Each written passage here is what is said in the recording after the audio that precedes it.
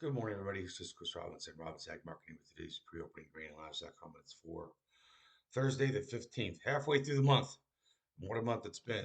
Overnight, I'd say the one thing I generally don't mention it, but silver, right? An $8 trading range. So if you're trading silver, it's very, very volatile. Um, we broke really, really hard as soon as China opened up. And I think that's going to be something you're going to have to be watching if you're trading silver. A lot happens around 7 o'clock, 8 o'clock at night. So just be aware of that. No matter what you are, bull or bear, I think you're anytime you put a one on, you're risking. At this point, it looks like you're risking $7 or $8. So you do the math.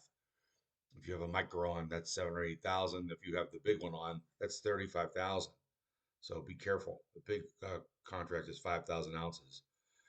All right, overnight, kind of a quiet night in the grains, though, right? None of that craziness in silver is overshooting into the grains. March corn up 1 3/4 cent. March beans up a penny. Um, Wheat was up about 3 cents. So nothing really exciting overnight. I think we're still digesting what's going to go on. We're getting ready for what's going to happen as we head into um, Friday's close. So a little bit of green in the screen overnight. I would still watch those key levels. If you're looking for the levels, sign up for my letter, Robinson Ag Marketing. I put them in there every day.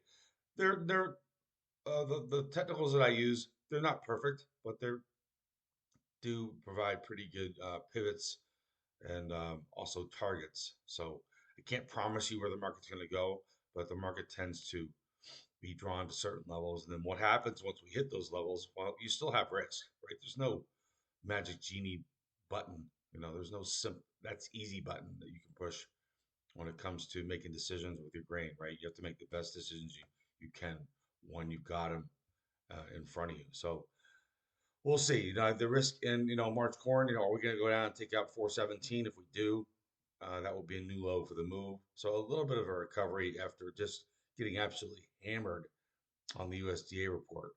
The high on the USDA report was 48 and 3/4, right? Thought we were going to go through 450. Unable, Mabel, the low 17. So, 48 to 17, we're going to call that, 31 cents. That was almost, you know, unprecedented, unexpected. If you look at the same action that we had in the beans, that report day, we had a high of 1071 and then a low of the move. The low of the move has been 1037. We didn't take out the low at 1038, which we hit on January 2nd. So, you don't have to be a rocket science or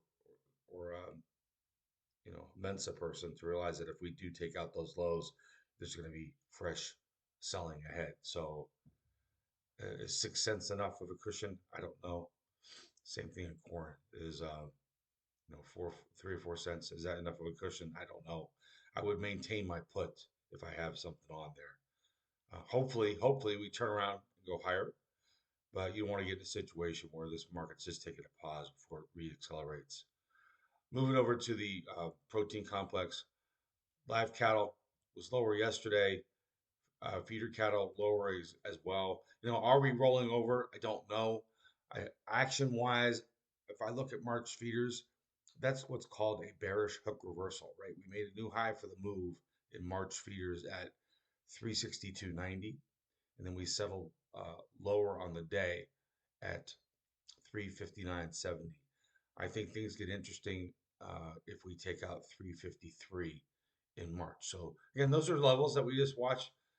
They're not predictive, they're not perfect, but they can give you a target, bull or bear. Because I work with both, right? Some people are bullish, some people are bearish. A lot of this, I think, successful marketing, trading, what have you, is managing the position, right? Getting into the position is decision one. The bigger decision is how do you handle the position once you have it on if it starts going in your face. Okay, so that's all I have to say about that. I think this morning my dog's sitting over there barking. I'm going to get out of your hair. If you need some help, 312-638-8868. Chris Robinson, Robinson Ag Marketing. We'll talk to you today. Please go to my website, robinsonagmarketing.com. If you'd like to take a look at my letter, you can sign up there, or you can give me a call and I can send you a few so you can take a look at what we're doing. I did post a letter in social media yesterday, so you can get a flavor for what I do. And quite honestly, it could be an acquired taste. Some people love the letters, other people don't. Um, Hopefully, you take a look at it and you like it. Have a great day.